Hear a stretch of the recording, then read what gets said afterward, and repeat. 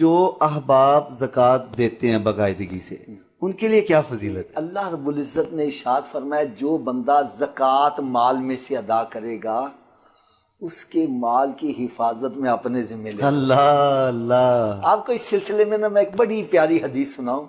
حضرت صاحب ایمان تازہ ہو جائے یار آپ کا.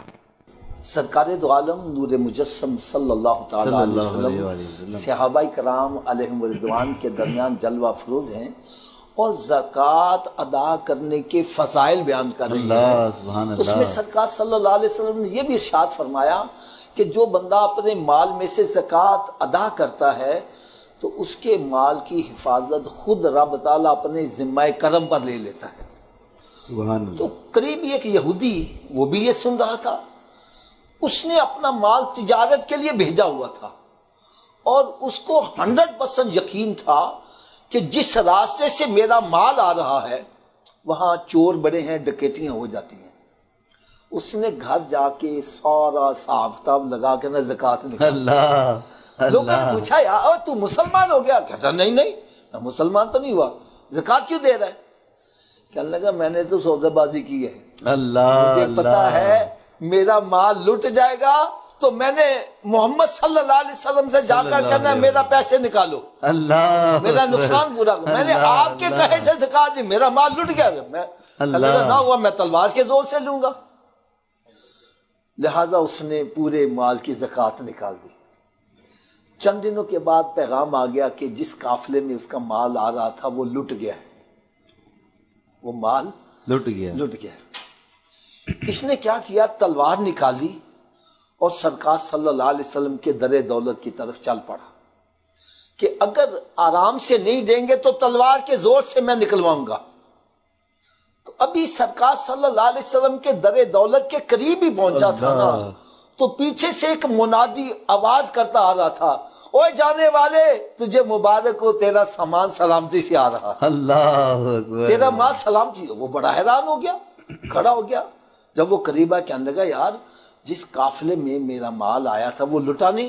کہنے لگا وہ لٹ گیا، تیرا مال بچ گیا. سبحان اللہ. کہنے لگا یہ کیسے ہو گیا؟ کہنے لگا جہاں ڈکیتی ہوئی اس سے ایک منزل پہلے جس اونٹ پر تیرا سامان لدا ہوا تھا اس کی ٹانگ میں کو چوٹ لگ گئی. اس نے لنگڑا کر آہستہ آہستہ چلنا شروع کر دیا. قافلے والوں نے سوچا کہ اگر اس کی سپیڈ پر ہم چلے تو لیٹ ہو جائیں گے. انہوں نے کہا اس کو پیچھے چھوڑو اور خود آگے چلتے ہیں. اللہ. کہنے لگا وہ آگے گئے، اللہ. ان کے ساتھ ڈکیتی ہو گئی اور تیرے اونٹ کی ٹانگ بھی صحیح ہوگی، وہ سامان سلامتی سے آ رہا ہے.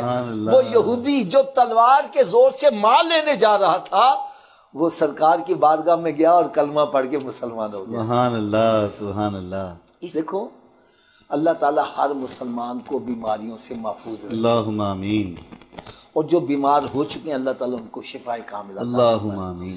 میں سمجھانے کے لیے ایک بات کہنے لگا. یہ انگلی ہے میری، اس کے اوپر چھوٹی سی پھنسی نکل آئی، ٹھیک ہے، اس میں خون گندا اکٹھا ہو گیا.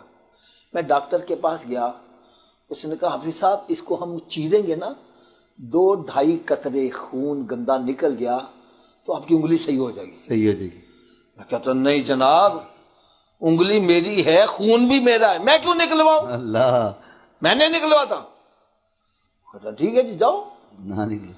اب وہ خون گندا اندر ہی ہے، اس نے انگلی کو خراب کر دیا. اللہ. اب میں گیا، وہ کہتا جناب ہون تے انگلی کاٹنی پڑے گی. اللہ. بھائی انگلی میری ہے، میں کیوں کٹواؤں؟ میں نے کٹواتا. کہتا نہ کٹواؤ، میں واپس آ جاتا ہوں. وہ زہر پھیلتے پھیلتے پورا بازو خراب ہو جاتا ہے. اللہ. پھر وہ کہتا اب بازو کاٹنا پڑے گا. میں کہنا بازو تو میرا ہے، میں کیوں کٹواؤں؟ کہتا نہ کٹواؤ. وہ اندر سارا ایکسپائر کر جاتا ہے، بندہ ہی ایکسپائر ہو جاتا ہے. اللہ. اللہ. یار اگر خود خوش دلی سے 2.5 قطرے نکال دیتا تو اللہ. پورا بدن بچ جاتا. اللہ. ارے اللہ. اسی طرح سمجھو یہ زکوٰۃ جو ہے یہ مال کا میل ہے. یہ میل خود 2.5% 2.5 قطرے یہ نکال دو گے تیرا سارا مال محفوظ ہو جائے گا. نہیں نکالو گے تو پورے مال کی ڈکیتی ہو جائے گی، جل جائے گا، یہ ہو جائے گا، وہ ہو جائے گا. اگر خوش دلی سے ہم مال میں سے خود زکوٰۃ نکال دیں، اللہ تعالیٰ اس مال کی حفاظت کرائے، وہ مال ہمارے لیے باعث ذریعہ رحمت نجات بن کا جائے گا۔ بن جائے، بالکل، باعث رحمت بن جائے بالکل، گا۔ بالکل۔ قرآن مجید فرقان حمید میں رب تعالیٰ نے ارشاد فرمایا خذ من اموالہم صدقۃ تطہرہم وتزکیہم بہا، کہ اپنے مال میں سے زکوٰۃ نکالو، صدقات نکالو، اس سے تمہارا مال پاک ہو جائے گا۔ سبحان اللہ، سبحان اللہ۔ تو مال کو پاک کرنے کے لیے یہ زکوٰۃ نکالی جاتی ہے۔